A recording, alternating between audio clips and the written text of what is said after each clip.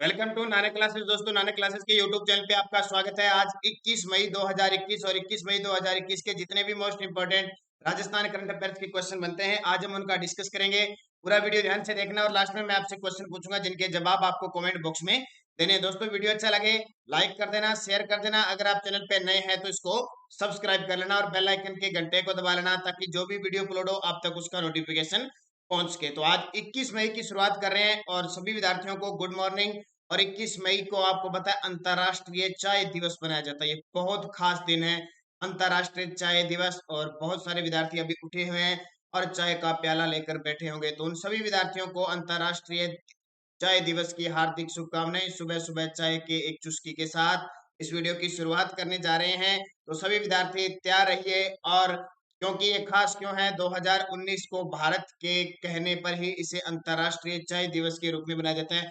पहले ये दिसंबर माह में बनाया जाता था, लेकिन अब ये 21 मई को घोषित किया गया है संयुक्त राष्ट्र संघ के द्वारा। तो ये आपके लिए इंपॉर्टेंट, तो सभी को इसकी हार्दिक शुभकामनाएं, क्योंकि अमृत के समान ये चाय भारत में तो चलती है। पहला क्वेश्चन देखिए, बहुत ही इंपॉर्टेंट। और मैंने आपको कहा था मौत का सीजन चल रहा है, एक और शख्स, बड़े शख्स की मृत्यु हो चुकी है। राजस्थान के पूर्व मुख्यमंत्री जिनका हाल ही में 20 मई 2021 को निधन हो गया। राजस्थान के पूर्व मुख्यमंत्री जिनका हाल ही में 20 मई 2021 को निधन हो गया, उनका नाम है जगन्नाथ पहाड़िया। बहुत ज्यादा चर्चित है, बहुत बार ये क्वेश्चन मैं आपको बता चुका हूं। क्यों है देखो, भुसावर भरतपुर के कहाँ के रहने वाले थे, कहाँ के निवासी थे, कहाँ जन्म हुआ, भरतपुर जिले में। क्षेत्र कौन सा है, भुसावर। राजस्थान के प्रथम दलित मुख्यमंत्री, ये क्वेश्चन पेपर में पक्का पूछा जाएगा कि राजस्थान के एकमात्र दलित मुख्यमंत्री जगन्नाथ पहाड़िया, जिनका 20 मई 2021 को निधन हो गया। हरियाणा और बिहार के ये राज्यपाल रहे थे और मुख्यमंत्री कार्यकाल था इनका 1980 से 1981। राजस्थान के मुख्यमंत्री कब रहे थे, 1980 से 1981। और बड़ी बात है को महज 13 महीने ही रहे थे ये, 13 महीने ही क्या रहे थे, सीएम रहे थे। तो क्वेश्चन क्या बनते हैं देखो यहाँ से, और पक्का एग्जाम में पूछा जाएगा। राजस्थान के प्रथम दलित मुख्यमंत्री, एक तो जगन्नाथ पहाड़िया, ये पहले भी पूछा जाता था, लेकिन अब मृत्यु हो गई तो पक्का पूछा जाएगा। तारीख भी पूछी जा सकती है, किस दिन मृत्यु हुई, 20 मई 2021 को गुरुग्राम हरियाणा के अंदर हुई। हरियाणा और बिहार के राज्यपाल रहे थे ये, हरियाणा और बिहार के राज्यपाल के पद पर भी काम कर चुके हैं। और राजस्थान में ये 1980 से 1981 तक 13 महीने ये राजस्थान के सीएम रहे। और इसी समय 1981 में आपको पता है राजस्थान में शराबबंदी हुई थी, वो भी इनका एक कारनामा जाना जाता है। इसके अलावा याद रखना, ये 4 बार एमएलए रहे, एमएलए यानी मेंबर ऑफ लेजिस्लेटिव असेंबली, विधायक रहे। और 4 बार ये एमपी भी रहे, member of parliament. 4 bar MLA और 4 बार सांसद भी जगन्नाथ पहाड़िया रहे। इसके अलावा एक बड़ी बात ध्यान रखना, जब हमारी देश की दूसरी लोकसभा 1957 में चुनाव हुआ, तो क्या हुआ कि इनकी आयु थी 25 वर्ष, और 25 वर्ष में ये दूसरी लोकसभा में सबसे युवा सांसद बनने का गौरव भी इन्हें प्राप्त है। स्वयं माधोपुर से ये सांसद बने थे, ये भी बहुत बड़ी बात हो जाती है। तो इतनी बात आपको जगन्नाथ पहाड़िया के बारे में याद रखनी है, इससे ज्यादा कोई पेपर में नहीं पूछेगा। अब एक बार आपको जगन्नाथ जी पहाड़िया की तस्वीर में आपको दिखा देता हूँ। ये थे हमारे राजस्थान के प्रथम और एकमात्र दलित मुख्यमंत्री जगन्नाथ पहाड़िया, जिनका हाल ही में क्या हो गया, निधन हो गया। दूसरा क्वेश्चन देखिए, राजस्थान में ब्लैक फंगस रोग को महामारी घोषित किया गया है, इस रोग को क्या कहा जाता है। देखिए, वो कहते हैं ना कि कंगाली में आटा गिला। अभी कोरोना तो इतना भयंकर चल रहा था, अब ये ब्लैक फंगस, व्हाइट फंगस, नए नए स्ट्रॉन्ग स्ट्रोक, मेरे बहुत नाम आ जाते हैं, बाकी बीमारियों को तो भूल ही गए। जैसे टीबी, मलेरिया, डेंगू, पता नहीं कहाँ चले गए, कैंसर वगैरह, ये कोई भी मरता है कोरोना से, और कोरोना से नहीं तो ये ब्लैक फंगस आ गया। तो राजस्थान सरकार ने, हरियाणा के बाद राजस्थान दूसरा राज्य हो गया जिसने इस ब्लैक फंगस को भी महामारी घोषित कर दिया। इसको क्या कहा जाता है, ब्लैक फंगस तो नाम दिया गया है, वास्तविक इसका नाम क्या है, म्यूकर मायोसिस।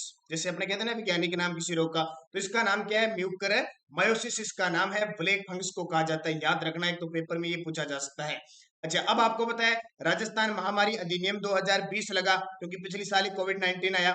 1 मई 2020 को यह लागू हो गया, जिसने किसका स्थान लिया, 1957 के अधिनियम का स्थान लिया। पहले कोई चल रहा था राजस्थान महामारी अधिनियम 1957, और बीच में कभी जरूरत नहीं पड़ी इतनी, लेकिन अब इसमें संशोधन किया गया, जो जुर्माना वगैरह है, घटाना बढ़ाना क्या करना है, सरकार के लिए क्या नीति बनाएगी।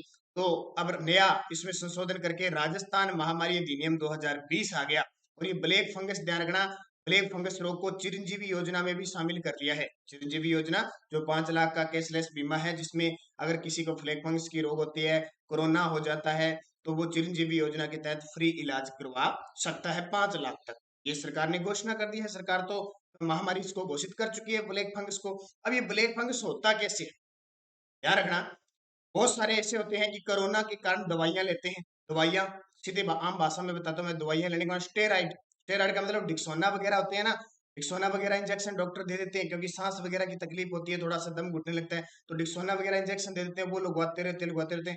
उससे क्या है कि वो कोरोना वगैरह जो दमी का सिस्टम है, सांस वगैरह का, वो तो सेट हो जाता है, लेकिन उसके प्रभाव से, क्योंकि वो नुकसान तो करेगा, कहीं फायदा करेगा तो कहीं नुकसान करेगा, उसके नुकसान से ये रोग हो रहा है ब्लैक फंगस, जिससे क्या है, आंख है ना, आंख है या कान है, इसमें एक नए रोग उत्पन्न हो रहा है। मैंने भी कुछ 2-3 मरीज देख चुका हूं मैं ब्लैक फंगस की। तो ये चीज है, इसलिए महामारी घोषित कर दिया। इसके अलावा कुछ लोग क्या होते हैं कि डॉक्टर से इलाज नहीं करवाते। आजकल जाते हो डॉक्टर के पास, और डॉक्टर के पास जाते क्या है, वो क्या दूर से देख लेगा और कहेगा कि ये रिपोर्ट करवा के ला, वो रिपोर्ट के आधार पे आपको दवाई दे। कुछ लोग बिना रिपोर्ट के सीधी दवाइयां ले रहे हैं, एंटीबायोटिक वगैरह, ठीक है, एंटीबायोटिक वगैरह दवाइयां ले रहे हैं। उससे क्या है, वो कहते हैं ना, प्लेटें घट गई, डब्ल्यूबीसी घट गई, डब्ल्यूबीसी बढ़ गई, ठीक है। इनके कुछ मतलब होते हैं, ये घटती बढ़ती तो पहले थी, लेकिन अब नाम क्या आ जाता है कि घटकी बढ़ गई, कोरोना हो गया, वो वाद सिस्टम है। तो डब्ल्यूबीसी, अब कई बार क्या होता है, डॉक्टर इस प्रकार की डब्ल्यूबीसी बढ़ जाता है, उसकी दवाई लेनी होती है और अपने ले लेते हैं घटने वाली।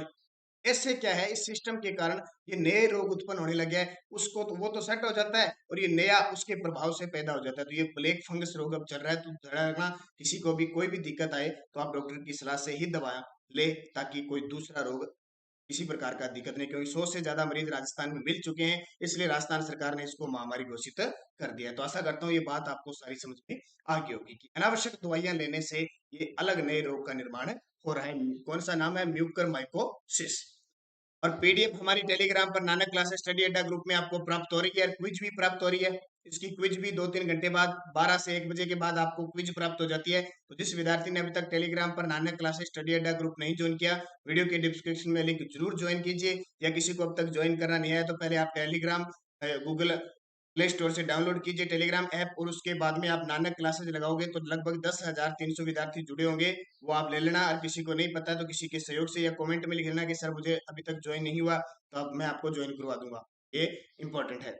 अगला क्वेश्चन देखिए, कोटा जिले में कोविड महामारी के दौरान अपने माता पिता को खो चुके बच्चों को निःशुल्क शिक्षा प्रदान करने की पहल किसके द्वारा शुरू की गई है। आपको पता है कि कोविड 9 महामारी के दौरान किसी के माता पिता की मृत्यु होगी, किसी भाई की होगी, किसी बहन की, किसी न किसी रूप से कहीं ना कहीं समस्या आई है। तो क्या किया है, जो हमारे, जो अभी 17वीं लोकसभा चल रही है, उसके जो अध्यक्ष है, लोकसभा अध्यक्ष है ओम बिरला ने संवेदनशीलता दिखाते हुए, क्योंकि इनका संसदीय क्षेत्र कौन सा है, कोटा है, तो कोटा क्षेत्र में इन्होंने कहा है कि जिस बच्चे के माता पिता खो चुके हैं उनको निःशुल्क शिक्षा दी जाएगी, चाहे वो कंपटीशन की हो, कॉलेज स्तर की हो, चाहे वो छोटे बच्चों की हो, किसी भी प्रकार से हो, उनको निःशुल्क दी जाएगी। और उन्होंने वीडियो कॉन्फ्रेंसिंग करते हुए बड़ी बड़ी कोचिंग संस्थानों के, स्कूलों के, उन सबसे चर्चा की, तो उन्होंने कह दिया हम जरूर उनको सहायता करेंगे। अपने संसदीय क्षेत्र कोटा बूंदी से लोकसभा अध्यक्ष ओम बिरला ने कोविड महामारी में अपने माता पिता को खो चुके बच्चों को निःशुल्क शिक्षा प्रदान करने की पहल की है। बहुत बड़ी बात है, ये बहुत बड़ी बात है कि निःशुल्क शिक्षा दी जाएगी, कोई भी स्तर हो, आईआईटी क्षेत्र का हो, किसी भी क्षेत्र का। और कोटा आपको पता है शिक्षा नगरी कहते हैं, हब कहते हैं। तो इन सबको कहा भी आप आगे आइए और इनकी सहायता कीजिए, जितनी आपसे सहायता हो पाती है। तो इसकी शुरुआत हमारे जो लोकसभा अध्यक्ष हैं वर्तमान में ओम बिरला के द्वारा की गई। और अब इमेज में दिखाता हूँ आपको मैं, ये है कोटा जिला, और कोटा जिले की बात दो जगह से मध्य प्रदेश से लगता है। ये देखिए खुला, कहते हैं कि कोटा जिले को यहाँ से काट दिया जाए तो राजस्थान के 2 टुकड़े हो जाते हैं, ये इधर वाला अलग भाग रह जाता है। अब एक समझ आया, आप देखिए कोटा बूंदी से ओम बिरला है, ओम बिरला ने फरवरी 2020 में एक योजना और यहाँ से शुरू की थी। वो योजना कौन सी थी, तो सुपोषित माँ योजना। पोषित माँ योजना की शुरुआत भी कोटा से ओम बिरला के द्वारा की जाती है, जिसके तहत 1,000 गर्भवती महिलाएं हैं, उनको 12 महीने तक पोषण के तहत जो भी इनको फिक्स किया गया था वो उपलब्ध करवाया जाएगा, पोषण किट उपलब्ध करवाई जाएगी। इसकी शुरुआत भी फरवरी 2020 में की। और अब एक बड़ा पहल काम फिर ओम बिरला ने कर दिया, निःशुल्क बच्चों को जिनके माता पिता कोविड 19 के कारण मृत्यु को प्राप्त हो चुके हैं, उनको निःशुल्क शिक्षा दी जाएगी। तो ये दोनों क्वेश्चन आपके लिए इंपॉर्टेंट बन जाते हैं। बाकी मैंने आपको कोटा जिले के बारे में सबसे बड़ा यहाँ पे चंबल नदी पर पुल बनेगा, चंबल साहित्य घाट बनेगा, इसके अलावा ट्रैफिक फ्री शहर कौन सा होगा, कोटा होगा। तो बहुत सारी बातें, मुकुंदरा हिल्स यहाँ पे अभ्यारण्य है, तो इसकी चर्चा आगे हम करते रहेंगे। अगला देखिए, कोटा में चंबल नदी पर बनने वाले राजस्थान के सबसे लंबे पुल की लंबाई कितनी होगी। अब मैं आपको ये तो पता है, आपको बता भी दिया कि कोटा में चंबल नदी पर राजस्थान का सबसे लंबा पुल बनेगा। अब उसकी लंबाई कितनी होगी वो भी इस क्वेश्चन में जान लो और पूरी डिटेल जान लो क्या थी। पहले कौन सा पुल था जिसकी लंबाई है, तो 1880 मीटर। कौन सा सबसे लंबे पुल की लंबाई बनेगी, 1880 मीटर। चंबल नदी पर राजस्थान का सबसे लंबा पुल कोटा में बनेगा। कोटा जिले में झरेल के बालाजी के पास 165 करोड़ की लागत से बनने वाले इस ब्रिज की लंबाई 1880 मीटर होगी। कोटा सीधे सवाई माधोपुर से जुड़ जाएगा। 12 जिले का सीधा संपर्क इटावा खतौली होते हुए सवाई माधोपुर और मध्य प्रदेश से हो जाएगा। यह नया ब्रिज वर्तमान में चंबल पर सबसे बड़े गेता माखीदा ब्रिज से भी बड़ा होगा, जिसकी लंबाई है पहले 1562 इस लंबाई है चंबल नदी पर, लेकिन इससे भी बड़ा कोटा में कितने मीटर लंबा बनेगा, 1880 मीटर लंबा बनेगा। तो ये क्वेश्चन पूछा जा सकता है एग्जाम में, इसको याद रखना। 12 से सवाई माधोपुर से ये सारे आपस में जुड़ जाएंगे। कोटा जिले के बारे में बता दिया, चंबल नदी के बारे में तो आपको याद करना ही है, पेपर में पक्का आएगा। एक क्वेश्चन देखिए, डीआरडीओ ने कि किस प्रयोगशाला ने नौ सैनिक पोतों को शत्रु के मिसाइल हमलों से बचाने के लिए चेप प्रौद्योगिकी का विकास किया। डीआरडीओ डिफेंस रिसर्च जो है हमारा, डीआरडीओ की किस प्रयोगशाला ने नौ सैनिक पोतों को शत्रु के मिसाइल हमले से बचाने के लिए चेप प्रौद्योगिकी का विकास किया। अब आपको बड़ा ही टफ लगेगा क्वेश्चन, लेकिन एग्जामिनर इस प्रकार के क्वेश्चन पूछ रहा है। पिछले एक राजस्थान पुलिस के पेपर में इस प्रकार का क्वेश्चन आया था, तो रक्षा प्रयोगशाला जोधपुर में स्थापित कर रहा है। यह एक इलेक्ट्रॉनिक रक्षात्मक प्रौद्योगिकी है जिसका उपयोग विश्व भर में नौ सैनिक पोतों को शत्रु के रडार और रेडियो फ्रीक्वेंसी मिसाइलों से बचाने के लिए किया जाता है। किसका, चेप प्रौद्योगिकी का विकास किया जा रहा है। और बड़ी बात, हमारे रक्षा मंत्रालय जोधपुर के अंदर है, इसलिए ये बात आई है, तो मैंने आपको बता दिया। अब बात आती है डीआरडीओ, ठीक है, DRDO defence research and development organisation, जिसकी स्थापना 1958 में हुई थी और इसका मुख्यालय नई दिल्ली में है। इसके महानिदेशक जी सतीश रेड्डी है। सबला योजना को याद रखना, सबला योजना को आईसीडीएस स्तर पर लागू की गई है, वह है सबला योजना है जिसको आईसीडीएस यानी integrated child development system service, integrated child development service, इसके तहत शुरू किया गया है। ये सबला योजना क्या है, किसके लिए, किशोरियों के लिए। पेपर में पूछा जा सकता है, ये एक बार तो क्वेश्चन 2018 में आ चुका है, जो पहला आंगनवाड़ी का पेपर हुआ था, सुपरवाइजर का पेपर हुआ था, उसमें क्वेश्चन पूछा जा चुका है, तो फिर पूछा जा सकता है। 11 से 18 वर्ष की बालिकाओं के विकास के लिए ये योजना भारत सरकार द्वारा यूनिसेफ के सहयोग से 19 नवंबर 2010 से प्रारंभ की गई है और राज्य में यह योजना 24 जनवरी 2011 से 10 जिलों में प्रारंभ की गई। पूछा जा सकता है, सबला योजना का संबंध है किशोरियों से है, शुरुआत 2010 से, राजस्थान में 2011 से 10 जिलों में प्रारंभ की गई है। किसके द्वारा, भारत सरकार के द्वारा, किसके सहयोग से, यूनिसेफ के सहयोग से। ये क्वेश्चन आपसे एग्जाम में किसी भी प्रकार से पूछा जा सकता है, तो याद रखना, स्पेशल लेके आया हूं मैं आपके लिए। और एक क्वेश्चन और देख लो आज का लास्ट, राजस्थान में मई 2018 से महिला कर्मचारियों के लिए लागू की गई चाइल्ड केयर लीव की अवधि क्या है। राजस्थान में मई 2018 से महिला कर्मचारियों के लिए लागू की गई चाइल्ड केयर लीव यानी अपने बच्चे की केयर करने के लिए जो अवकाश दिया जाता है उसकी अवधि कितनी है, 730 है। बहुत इंपॉर्टेंट क्वेश्चन है, अभी 730 दिन की चाइल्ड केयर लीव दिया जाता है। इसके तहत राजस्थान सेवा अधिनियम 1951 में यह संशोधन हो गया, 22 मई 2018 को लागू हो गया। यानी 1951 में जो सेवा नियम था, अब उसमें संशोधन हो गया 2018 में, और 22 मई 2018 को ये अधिनियम लागू हो गया। राजस्थान सेवा नियम 2018 के द्वारा नियम 103 सी जोड़कर शिशु देखभाल अवकाश का प्रावधान 730 दिन किया गया है। ये बहुत बड़ी बात है, बहुत इंपॉर्टेंट क्वेश्चन है, पेपर में 2-4 बार क्वेश्चन आ भी चुका और ये सबको पता होना ही चाहिए, जरूरी है, ये होना ही चाहिए। कितने दिन है चाइल्ड केयर लीव की अवधि, कितनी कर दी है, 730 दिन कर दी है 2018 से महिला कर्मचारियों के लिए। तो ये क्वेश्चन स्पेशल इसलिए मैंने दिया कि हर किसी को इस क्वेश्चन के बारे में पता होना चाहिए। तो ये क्वेश्चन थे। अब पिछला क्वेश्चन था स्मार्ट सिटी मिशन की रैंकिंग में राजस्थान को देश में कौन सा स्थान मिला, तो द्वितीय स्थान मिला। पहला झारखंड को, दूसरा राजस्थान और तीसरा आंध्र प्रदेश। ये आपको याद रखना है। राजस्थान के 4 शहर है, जयपुर, उदयपुर, कोटा और अजमेर, 4 जिले शामिल है। आपको बता सब जो टॉप पे रहा था वो कौन सा रहा था? उदयपुर रहा था। तो इनको भी याद करना इंपॉर्टेंट है। एक क्वेश्चन आपके लिए, लोक कलाकार श्री देवीलाल सांबर को किस वर्ष पद्म श्री सम्मान दिया गया? ये क्वेश्चन बहुत इंपॉर्टेंट है अभी। लोक कलाकार श्री देवीलाल सांबर को किस वर्ष पद्म श्री सम्मान दिया गया? 1968, 1974, 1977, 1981। और भी इसके अलावा पद्म श्री मिले हुए हैं, कल के वीडियो में हो सकता है मैं उनको भी लेके आऊं, क्योंकि ये परीक्षा, ये कोई करंट नहीं होता, ये कोई पुराने नहीं होते, इनको कभी भी पूछा जा सकता है। तो ये एक क्वेश्चन का जवाब देना है। अब कल के क्वेश्चन देखो, राठी गाय का प्रजनन केंद्र नोहर हनुमानगढ़ में और राजस्थान की कामधेनु कहते हैं। मालवी भैंस का प्रजनन केंद्र डग झालावाड़ के अंदर। आर पारकर गाय का प्रजनन केंद्र चंदन गांव जैसलमेर। ये पेपर में आए हुए हैं सारे। कौन से? 21 मार्च 2021 को स्टेनोग्राफर का पेपर हुआ था। शेखावटी ब्रिगेड का मुख्यालय झुंझुनू के अंदर।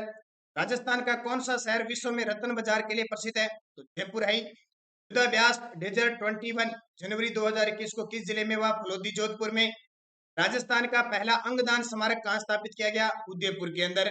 और आईयूसी, ठीक है, ये वो आईयूसीएन नहीं है, ये आईयूसी है सिर्फ, इंटरकॉन्टेक्ट यूजेज चार्जर। ये ठीक है, ये जो जियो वगैरह के जो नेटवर्क करके है ना, ट्राई के है, ये ट्राई के इंटर कनेक्ट यूजेज चार्जर इसका पूरा नाम है। ये क्वेश्चन पेपर में आया था। जनवरी 2021 में संपन्न डब्ल्यूएचओ की कार्यकारी बोर्ड की अध्यक्षता किसने की थी? तो भारत ने। और भारत के जो चिकित्सा मंत्री है डॉक्टर हर्षवर्धन सिंह, उन्होंने भाग लिया था। 1 जनवरी 2021 को किस संस्था ने अपना 63वां स्थापना दिवस बनाया? तो इसका उत्तर था डीआरडीओ। अभी मैंने आपको बताया था डीआरडीओ के बारे में, 1958 में स्थापना हुई थी। और जितने भी परमाणु वगैरह प्रशिक्षण वगैरह होते हैं तो वो कौन करता है? डीआरडीओ करता है। मिसाइल वगैरह का कोई भी किया जाता है, इसका मुख्यालय नई दिल्ली केंद्र है। तो ये 10 क्वेश्चन थे। अब अगले 10 क्वेश्चन और देख लो जो उसी पेपर में वापस आए। कौन से? 21 मार्च 2021 वाले। 51वां अंतरराष्ट्रीय फिल्म महोत्सव 16 से 24 जनवरी 2021 को कहां आयोजित हुआ? केंद्रीय बजट में घोषित मित्रा योजना किस क्षेत्र से संबंधित है? भारत के वर्तमान नियंत्रक व महालेखा परीक्षक कौन है? राफेल फाइटर जिसने राफेल फाइटर जेट जिसने 26 जनवरी 2021 को गणतंत्र दिवस में हिस्सा लिया, वह किस देश से भारत ने खरीदा था? नेपा नगर उद्योग किसके लिए प्रसिद्ध है? राष्ट्रीय पर्यावरण अभियांत्रिकी अनुसंधान संस्थान कहाँ पे स्थित है? ये रीट वाले स्टार लगाना है इस क्वेश्चन को। भारत का सबसे लंबा राष्ट्रीय राजमार्ग कौन सा? एनएच कौन सा है? गांधी सागर वन्य जीव अभयारण्य कहाँ पर स्थित है? बाजरा किस प्रकार की फसल है?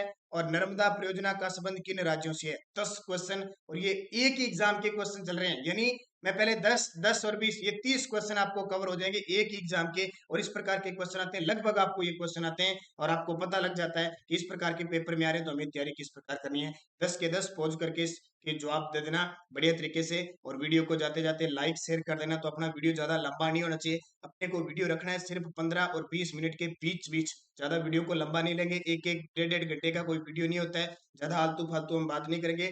फिक्स टॉपिक वाइज जो क्वेश्चन है उसी के लेवल से बात करेंगे, ताकि कोई भी कंफ्यूजिंग न आपके हो न मेरे हो, न ज्यादा आप परेशान हो इससे। तो करंट का मतलब होता है 15 से 20 मिनट की क्लास, इससे आप अपडेट हो जाओ। घंटे डेढ़ घंटे की क्लास जीके होती है, वो करंट नहीं होता है। तो करंट सिर्फ ये करंट है, करंट के हिसाब से ही पढ़ो। धन्यवाद दोस्तों सभी विद्यार्थियों को इस 21 मई के अंतर्राष्ट्रीय चाय दिवस की एक बार फिर हार्दिक शुभकामनाएं। जिसने चाय नहीं पी है वो चाय पी ले और खुशी से आज अंतर्राष्ट्रीय दिवस की खुशी मनाएं। तो धन्यवाद दोस्तों, खुश रहें, मस्त रहें और अध्ययनरत रहें। जय हिंद, जय भारत।